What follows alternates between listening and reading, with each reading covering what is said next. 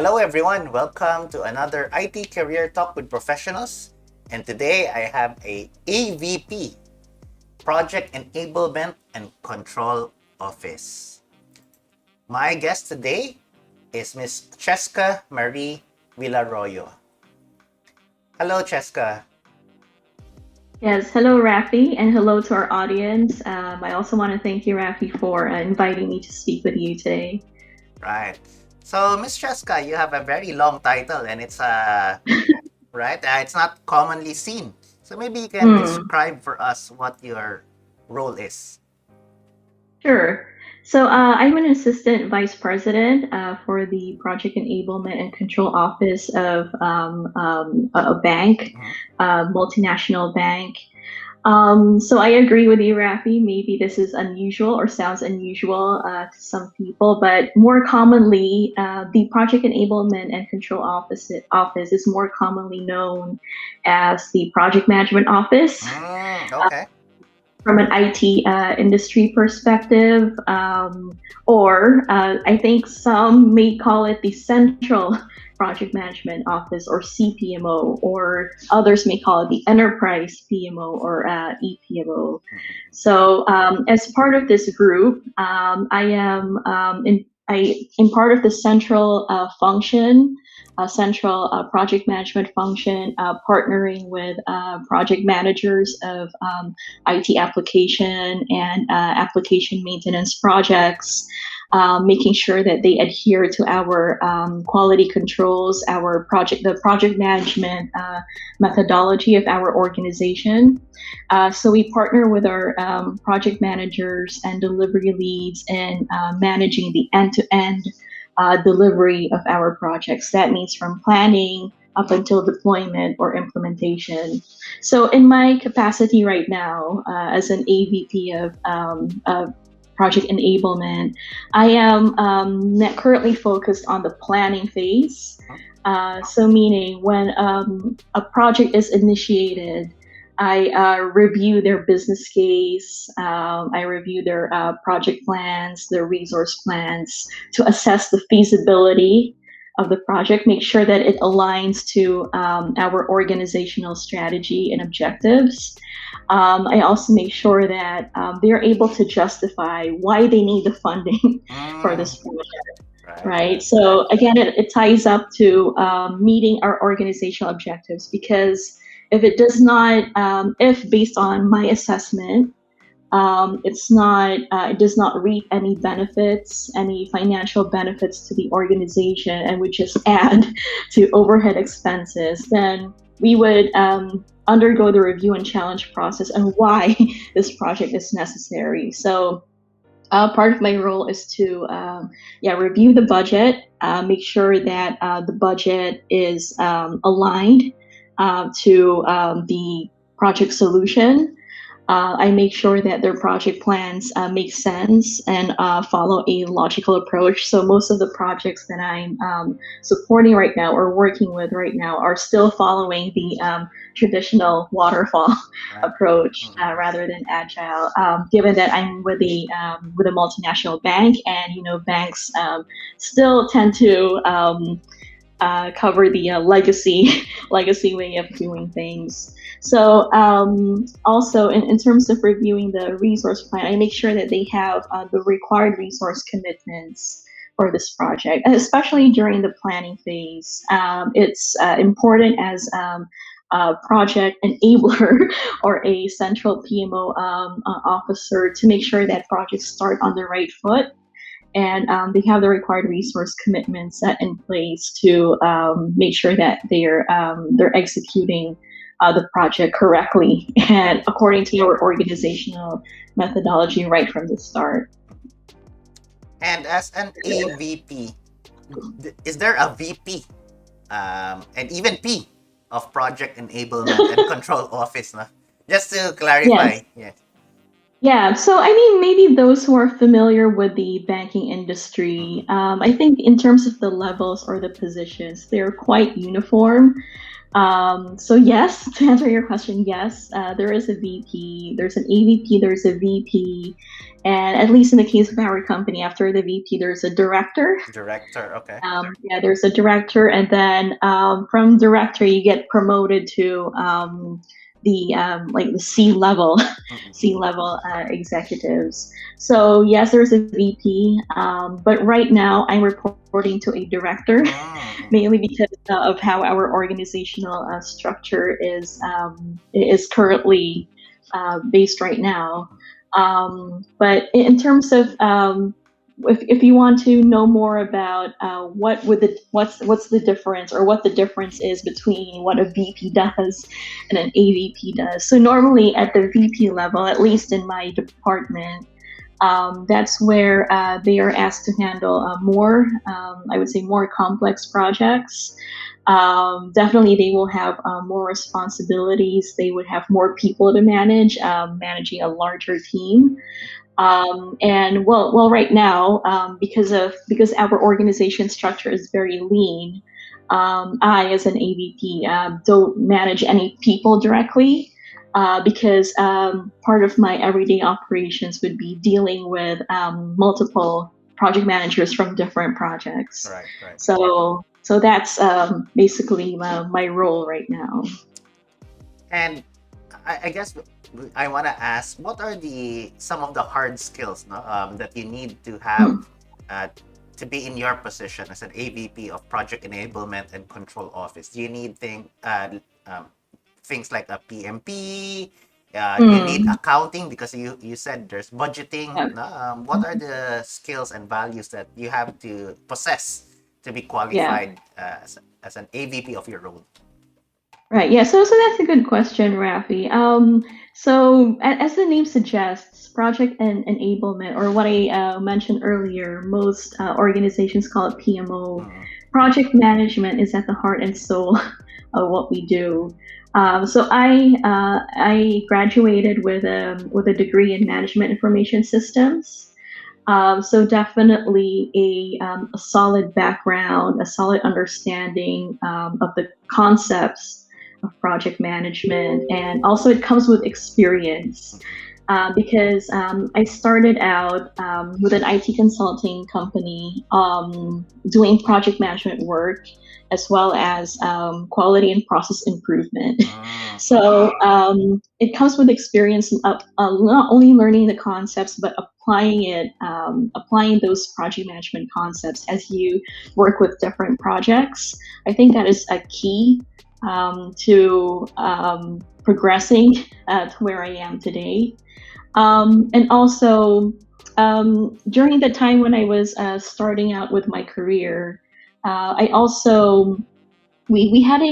we had a framework in place for our organization, or a certification rather, called Capability Maturity Model Integration, or CMMI. So you've probably, I'm sure you've heard of this also, Rafi. So it's a type of certification given to organizations to assess the maturity of their processes.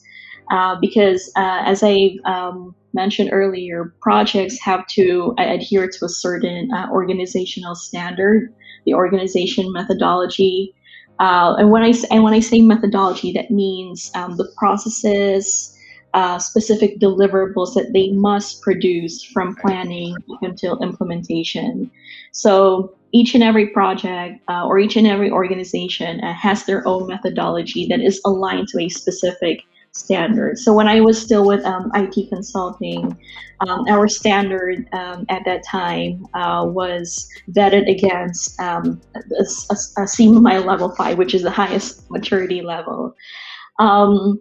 So understanding that methodology, as well as how it aligns to industry standards of project management. So you mentioned PMP.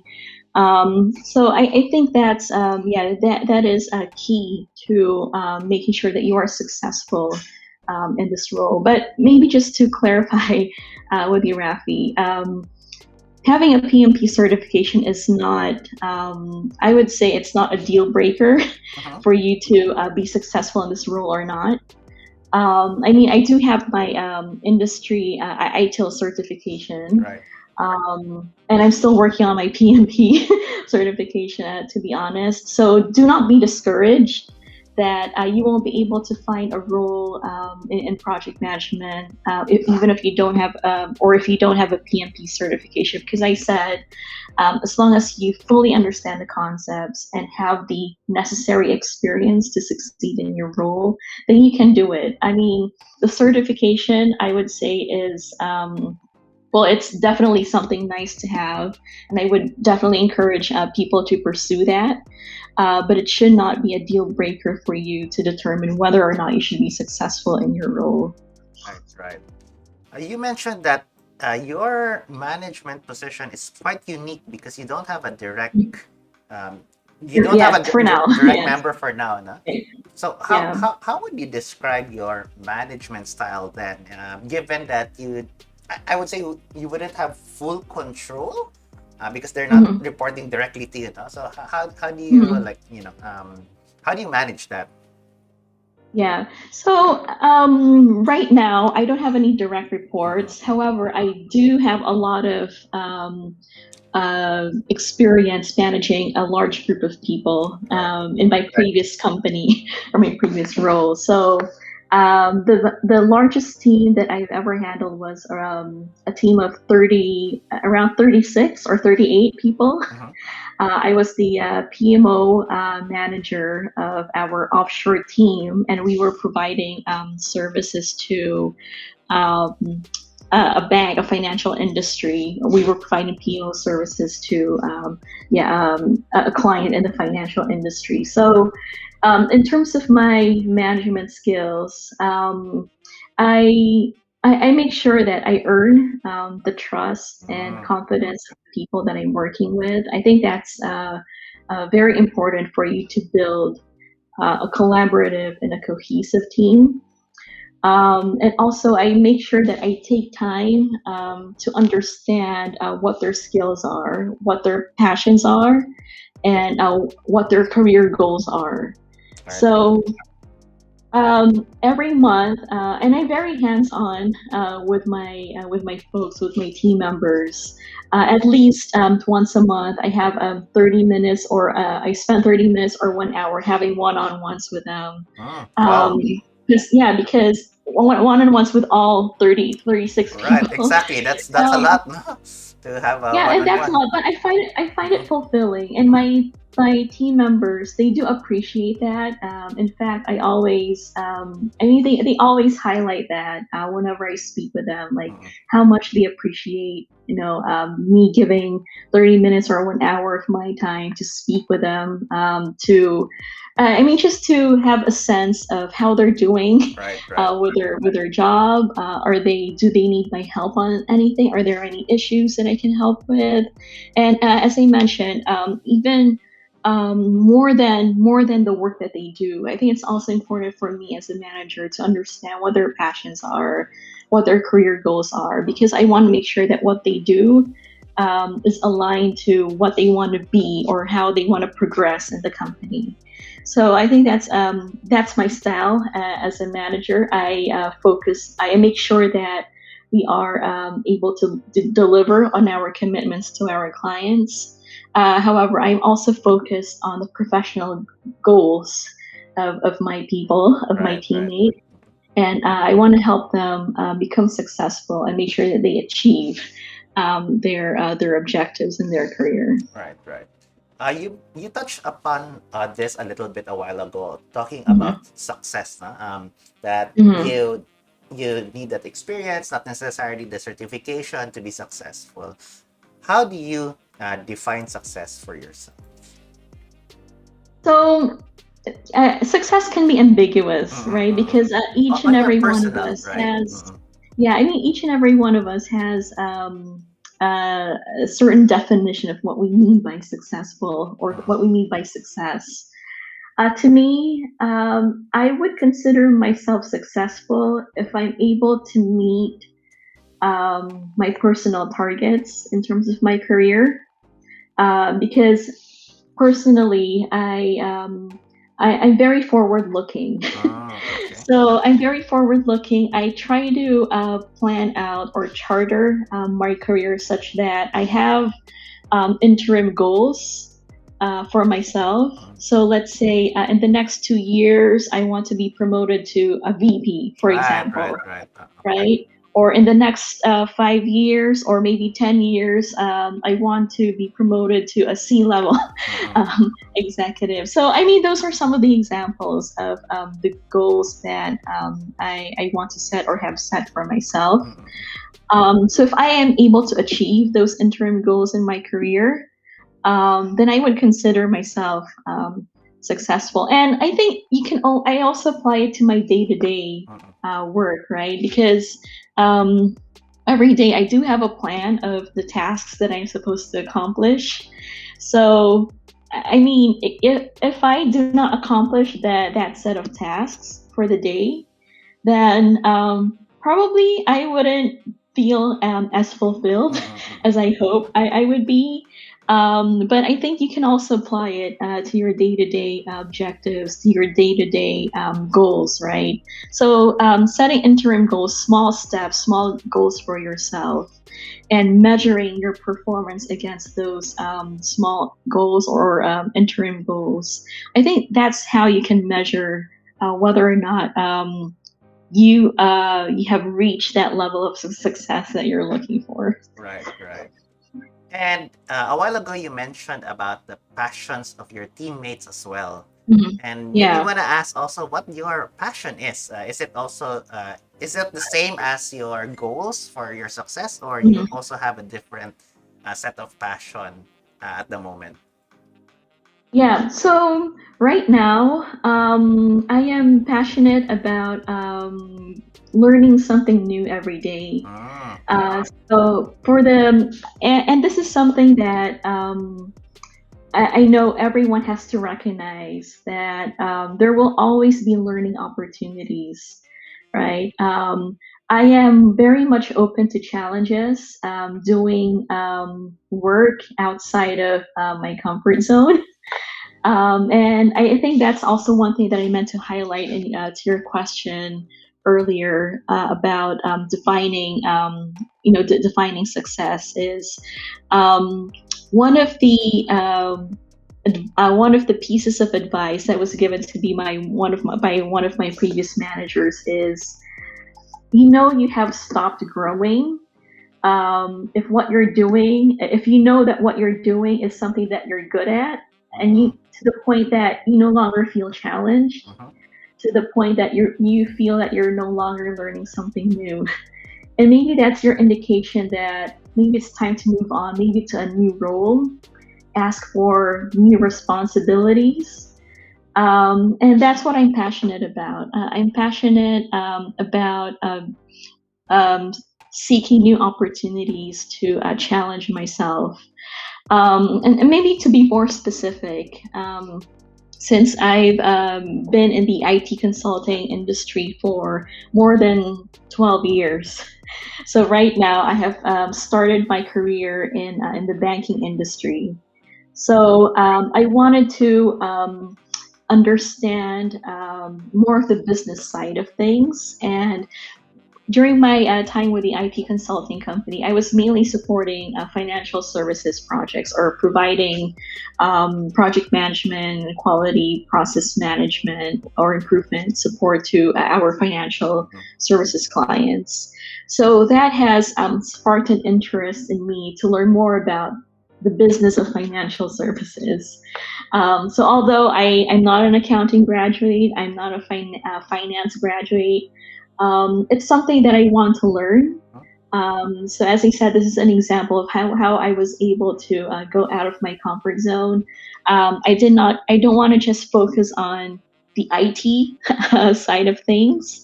But I also want to learn more about the business, learn more about the industry, Right, right. because I really find financial services an interesting industry to learn about. And I think now that I am part of that industry and applying my IT project management skills in that industry, so that's also a way for me to expand my horizons, and as I said, learn something new every day. So yeah, right now that's what I'm passionate about, to be more specific. Learning not just the IT side of things, but also learning more about the business. Right, right. No, school, we miss school a little bit, no? Now that Yeah. we're in the industry for a couple of years already, over a decade. School is it's a fun time, no? And I think we miss Yeah, that learning opportunity. No? Speaking right. about school, maybe we can also ask, how did you choose your course? You mentioned that we are course mates in management Oh information yeah. systems.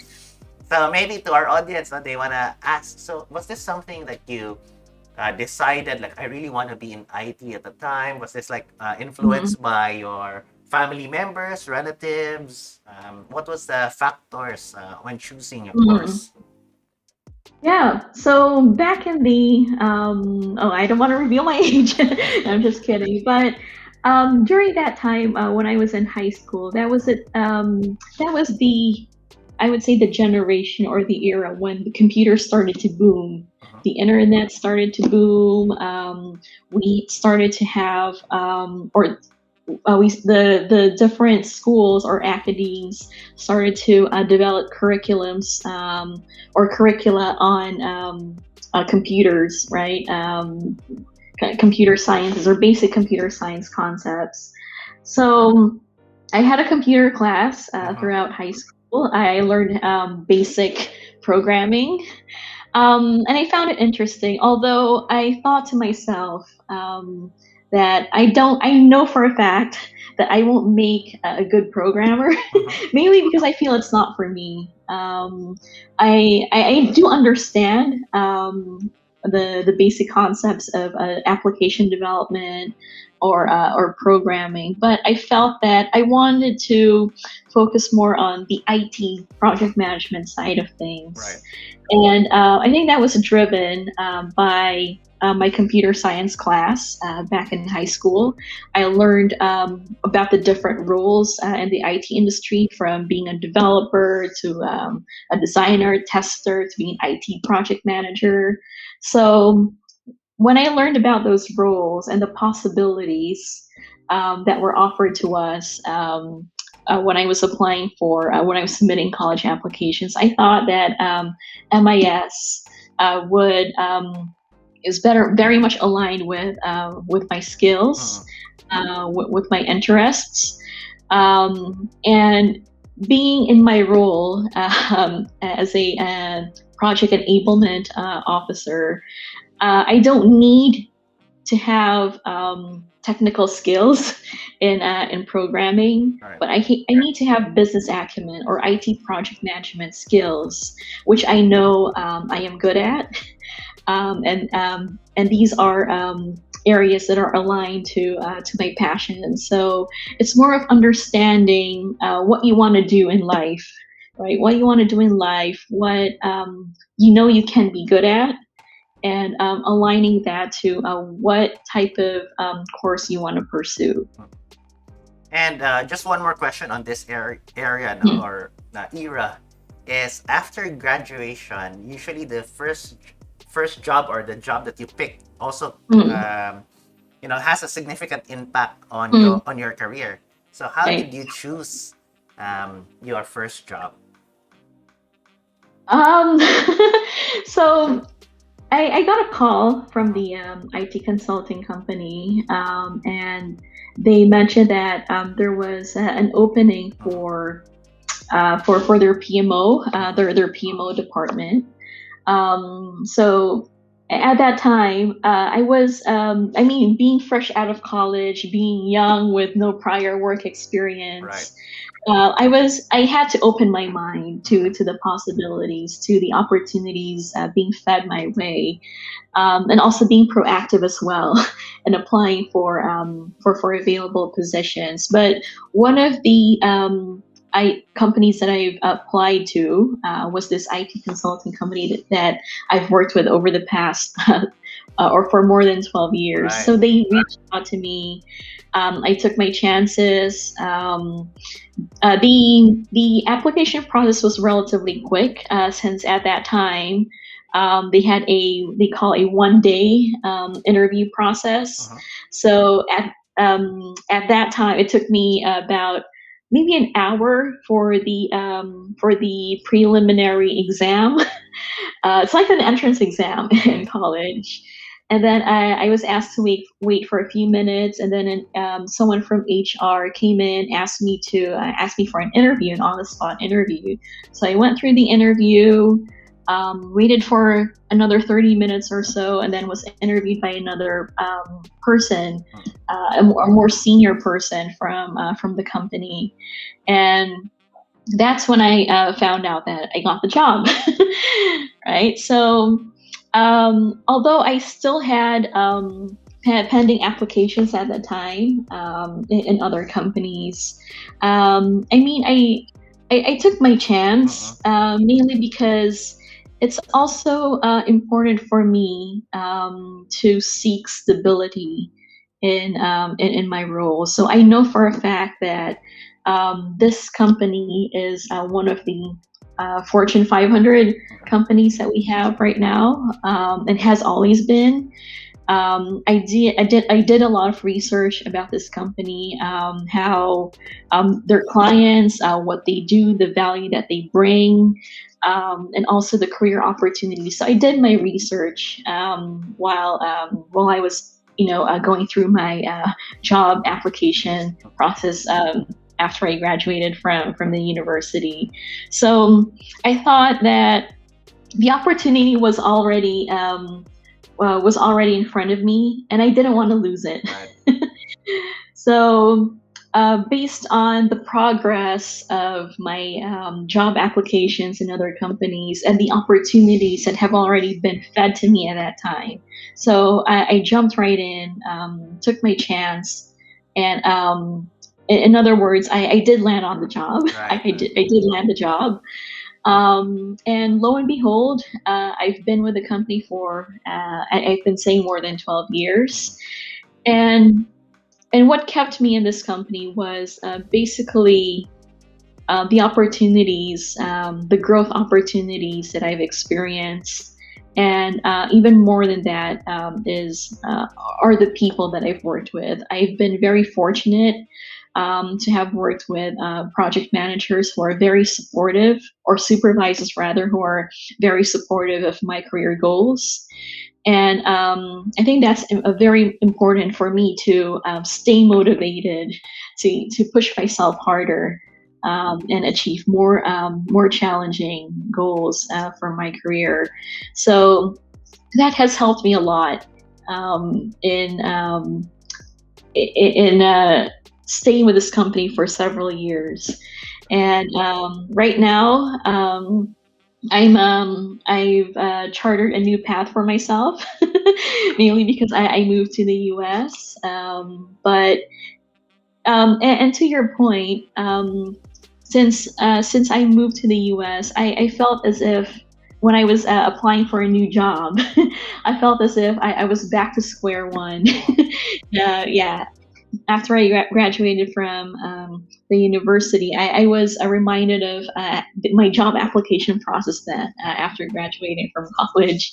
But then again, I think I felt that I had more of an edge right now, mainly because I do have the experience Right. already. Correct. Right, so I'm more confident in myself. I do have the experience already. As I said, I came from, or I worked with a very good company, a multinational company that where I got promoted. I don't know, maybe 4 or 5 times. I can't remember, but I have reached the point when I know that I have gained enough experience to land a role or a job that is just as lucrative as what I had back in Manila. Right. Right. And I really like what you mentioned, no, that there's a sense of stability also in a Yeah, company that's in Fortune 500. These are the yeah, advantages of joining a corporate company as well, right? Yeah. And you had very strong supervisors and mentors as well, Yeah. as they have really established processes. And Yeah. when you became the mentor or supervisor and even the hiring manager, right? Mm. So at one point it flipped, Yeah. Yeah. right? So how did you evaluate your candidates? What is your hiring strategy? Mm. So, I mean, it's all driven by the role that you're looking for, the skills that you're looking for. So, if when I was still a PMO manager of 36 project coordinators, so I was interviewing for roles that are aligned to the project coordinator skills. So, again, the heart and soul of being a project coordinator is having the IT project management knowledge and skill set and experience. So, based on that and the needs of the client, right? Because also the client that we were working with had specific requirements. They were looking for, let's say, for example, someone who has experience using their industry tool for, let's say, keeping track of their financials or producing their status reports. So those are the fundamentals of what I am looking for whenever I interview people. If they have the right skill set that I need for the role, and that the client needs for us to serve them. But I think even more than the skills, the hard skills, as you've mentioned earlier, is the attitude of the candidates. Because I would rather hire someone who may not meet all of the skill sets or skill requirements that I'm looking for. Let's say from 1 to 10, they've only met like about 7 out of 10. I mean, I would rather hire that candidate as only maybe a fraction or a certain percentage of those skills, but with the right attitude, than someone who has met all the criteria skill-wise, but I feel does not have the right attitude to be part of the team or to be part of the organization. And when I say attitude, meaning I am also looking for how they behave professionally, or how professionally they behave during the interview. Um, so one example is when you're speaking with someone, I think eye contact is very important. The way they are able to express themselves, right, is also equally important. And given that we're working with a multinational company, I think their English skills, to be honest, are also key in my assessment. Given that, since this is a global company, it's important for us to have strong communication skills to be able to land on the role. Right, right. And I want to share this also to you and to our audience. A lot of people ask me actually, like for example, they're applying for a job and they see like the requirements, like out of 10 requirements of the skills, they only pass 7, and they say, "Oh, I won't apply anymore because I didn't get that." But I always advise them, don't self filter out. Just apply, because some of these skills you just have to mention to them or show Yeah. to them that you're able to bridge that gap once you're in. That you will put Yeah. the effort in, no? And I really like that you confirm that to some level, right? Yeah. Um, Yeah. mhm. So because and I mentioned that because I've also experienced it myself, Mm, right? I mean, even being with and I'm going back to my experience with the mhm, IT company because that's basically the majority where I spent majority of my career so far. Even if I was with the same company for 12 years, I was going from one role to another, right. every 3 or 5 years. And believe it or not, even if I'm part of the same company, the fact that I'm moving from one role to another or from one client or project team to another, I get interviewed by the clients. Mm, mm, And I think that's pretty much normal when you're in IT consulting. The client wants to interview you as well, Mm. even if you're a full-time employee of that IT consulting company. So there's still that a competition involved, right? You can also compete with other candidates who want the same role within that project or within that department. So I've had my fair share of interviews with clients, and as I said, it's something that I've experienced myself. I mean, not having all the skills from 1 to 10, maybe from 1 to 7, or maybe 1 to 5, Mm. right? But I make sure that I am able to express the right attitude, and also not only express it during the interview, but I'm able to show them that they made the right decision. Mm. Because we are also looking for candidates. As a hiring manager, I'm also looking for candidates who are willing to learn, Right. right? Earlier in this interview, we were talking about going out of your comfort zone, Correct. which is something that I hold dear to myself. So I also want candidates who exhibit that attitude, who exhibit um, the willingness to go out of their comfort zone to learn new skills. So if I, based on my assessment, they have that level of attitude, that level of professionalism, that I will give them the opportunity. So, as we are about to close this, I have the one final question for you, and Yeah. you can answer this in many different ways. No? So, if you're able to give yourself an advice X years ago, right? So, imagine yourself uh, Hmm. just graduating. What advice would you give yourself? And maybe our audience can pick up some of the advices on how you advise yourself. Yeah, so my advice would be there's a host of possibilities in front of you. I never thought in my career, or even when I graduated from the university, never have I thought that I would land a job in the US. Oh, okay. Yeah.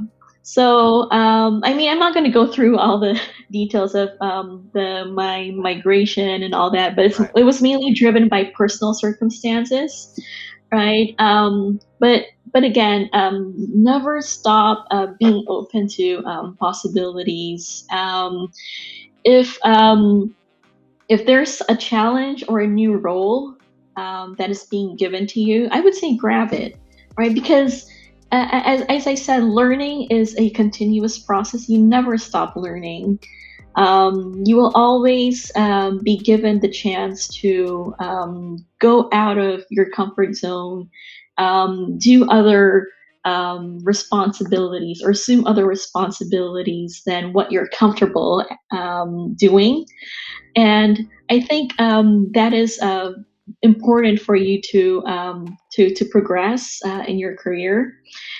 Because guess what? My managers, they always give me responsibilities that are typically outside of my day-to-day work, and I always grab it because I think I take that as a sign that they have trust in me, that they Mm, trust that I can do the job. mm, I take it as a sign that they are also concerned about my career growth. right, right. That's Well, so. I mean, that's I mean, I want to be optimistic about it, and Mm. that's what I also the message that I want to convey to the audience is, don't think about it as because I know some people they would think ay ang daming trabaho, Right. Or, or, right? or maybe Ang they will daming say like, trabaho, or this ito is naman.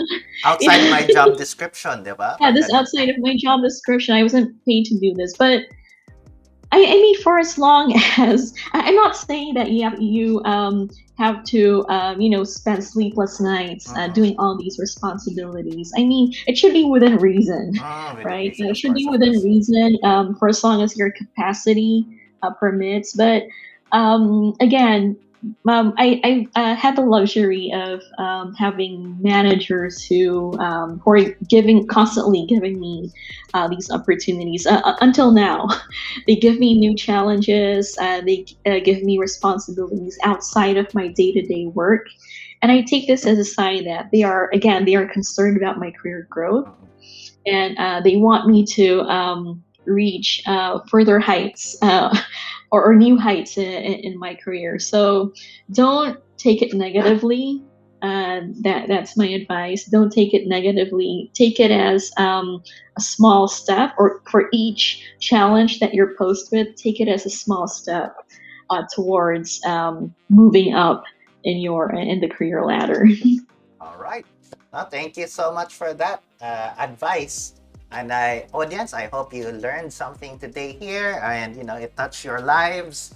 And if you wanna leave a comment in the comment box below, or just hit the like button. Or if you're listening over Spotify or in Apple Podcasts, you can also just message me as the author. And that wraps up our session for today. Thank you so much, Miss Cheska. And thank you, Rafi. And also thank you to our audience for listening. And I hope you were able to pick up some valuable lessons from this. So, audience, we shall bid you bye-bye, audience. And of course, if you like our content, don't forget to hit that like button, subscribe button, and notification bell.